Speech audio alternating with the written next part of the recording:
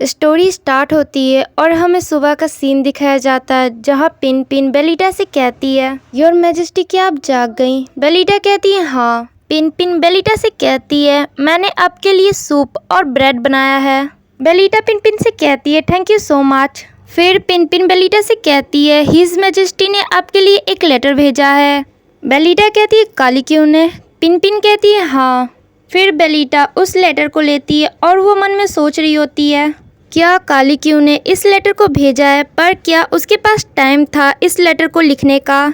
उस लेटर में काली क्यों ने लिखा था, डियर बेलिटा तुम कैसी हो? मैं युद्ध के मैदान में हूँ, इस वजह से तुम बहुत ज़्यादा चिंतित में होगी, पर तुम चिंता मत करो, यहाँ सारी चीज़ें बिल्कुल शांत है। बेलिटा अपने मन में सोचती है, सारी चीज़ें इस वजह से शांत है क्योंकि योजना के कारण वो लोग एंटोन के आने का इंतज़ार कर रहे हैं और अपने दुश्मनों को कंफ्यूज भी। फिर काली क्यों ने उस लेटर पर लिखा हुआ होता है, एंटोन अपना यात्रा पूरा करके वहां पहुंच जाएगा तो हम लोग मिल के उन पे हमला करेंगे। मैं उस खास मौके का इंतज़ार में हूँ। ये सारी चीज़ें रीड करके बेलिटा अपने मन में सोचती है, अगर काली क्यों यूक्लो से जीत जाएगा तो पूरा महाद्वीप पर उसका ही राज होगा। और उस लेटर के लास्ट में काली क्यों ने लिखा था, बेलिटा मैं तुम्हें बहुत ज़्यादा मिस कर रहा हूँ, आई होप तुम भी यही फील कर रही होगी। इसे रीड करने के बाद बेलिटा बहुत ज़्यादा हंसने लगती है और बेलिटा अपने मन में सोचती है, अगर ये होने से पहले ही काली क्यों और मैं मर गए होते, ये सारी खूबसूरत पल हमारी ज़िंदगी में कभी आती ही नहीं।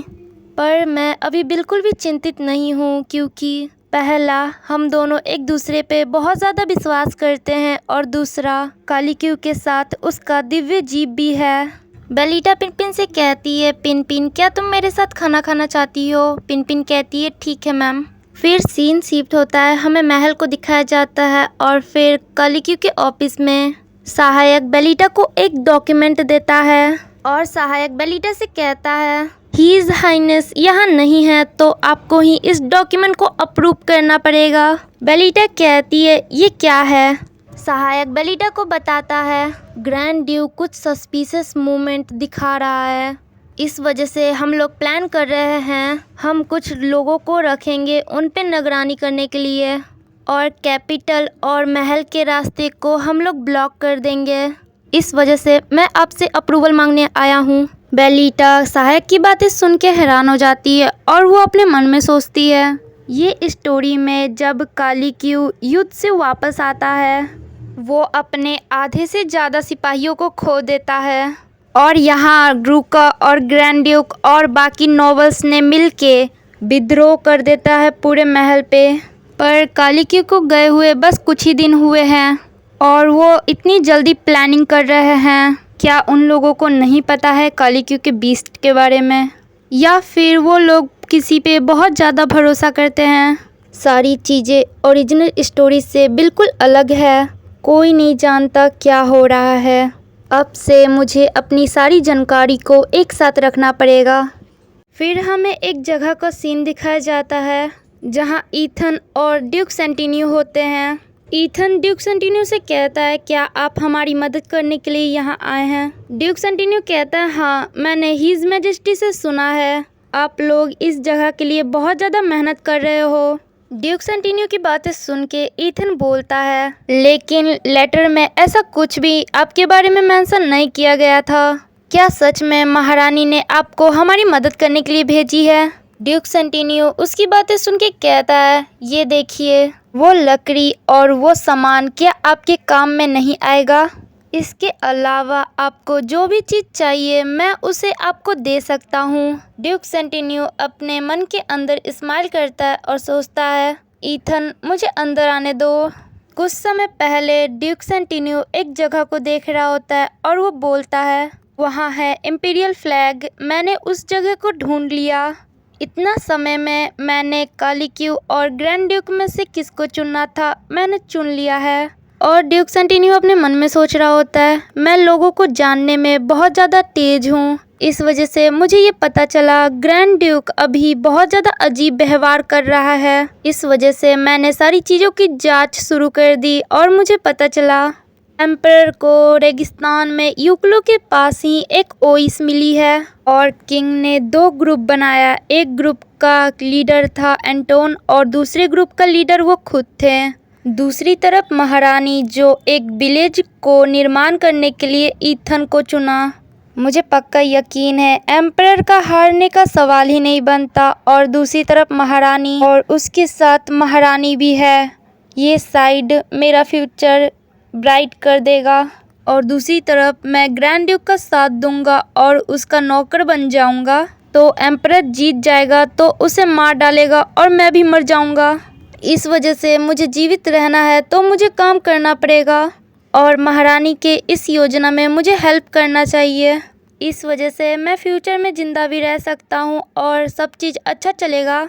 हो सकता है राजा मुझे इनाम भी दे दें। वो सारी चीज़ें वो मन में सोच रहा होता है। ईथन को कुछ समझ नहीं आ रहा होता कि वो क्या कर रहा है और वो कहता है हूँ ना मैं एक जीनियस।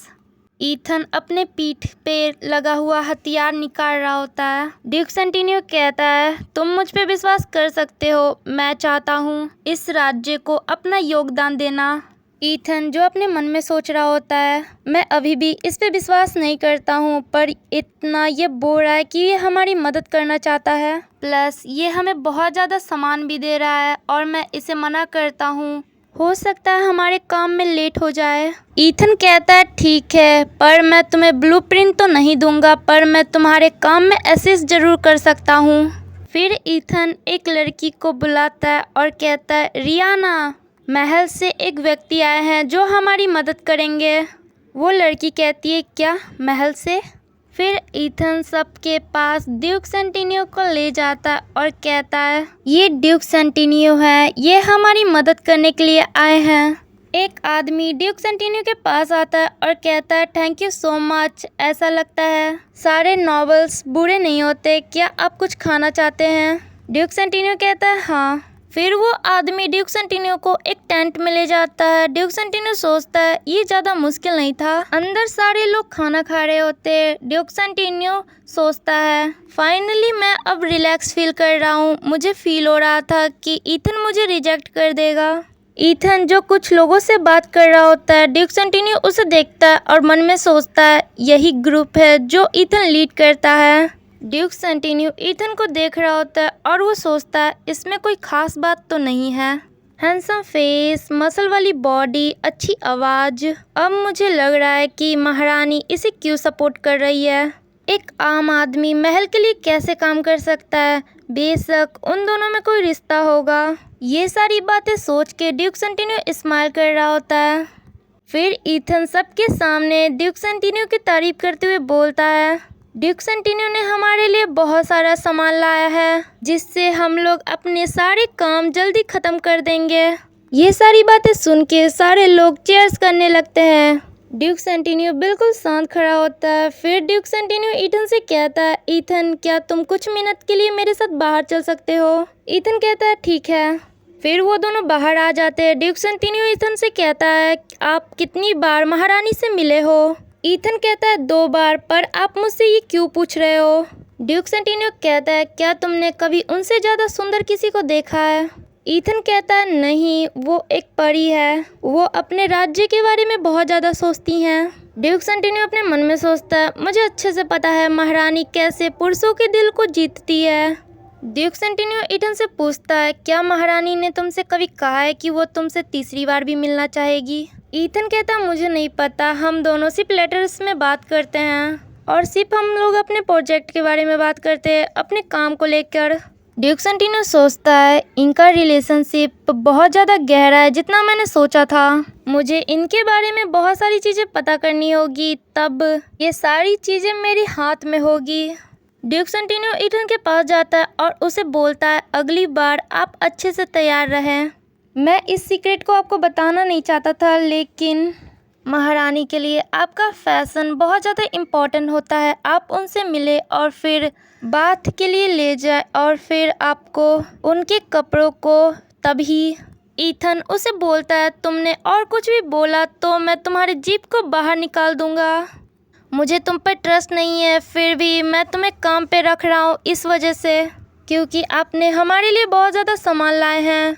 लेकिन आप अपने मुंह पे और अपने हरकतों पे काबू नहीं कर पाओगे तो आप जल्दी ही मारे जाओगे।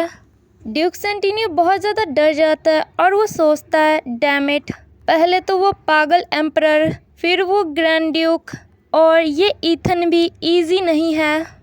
ड्यूक सेंटिनियो कहता है मेरे कहने का ये मतलब नहीं था, मैं बोलना चाहता था महारानी को साफ सफाई बहुत पसंद है, यही बोलना चाहता था बस। क्या अब मैं यहाँ से जा सकता हूँ? ईथन बोलता है ठीक है। फिर हमें बेलिटा को दिखाया जाता है। पिन पिन उसके पास आती है और कहती है मैजेस्टी क्या आप अभी तक काम कर रहे हो? बेलिटा कहती है हाँ मुझे कुछ चेक करना था। पिन पिन कहती है, पिन पिन अपने मन में सोचती है मुझे इनका चिंता है क्योंकि ये अपना खाना भी पूरा नहीं करती है। फिर पिन पिन कहती है लाइए मैं आपको कॉन्ग कर दूँ। तभी विंडो पर से आवाज़ आती है और पिन पिन और बेलिटा विंडो की तरफ देखने लगती हैं। बेलिटा कहती है वहाँ कौन है? तभी हमें एक परछाई दिखती है और वहाँ से निकलता है कालीक्यू और उसका दिव्य जीव। बेलिटा कालीक्यू को देख के हैरान हो जाती है और कहती है कालीक्यू? बेलिटा कहती है क्या मैं कोई सपना देख रही हूँ? कालीक्यू कहता है नहीं मैं सच में हूँ। बेलिटा कहती है तुम यहाँ क्या कर रहे हो? वो कहती है तुमने कहा था कि युद्ध शुरू हो गया और तुम यहाँ हो, तुम एक एम्परर हो। कालीक्यू बेलिटा के पास जाता है और कहता है मैं तुम्हें बहुत ज़्यादा याद कर रहा था।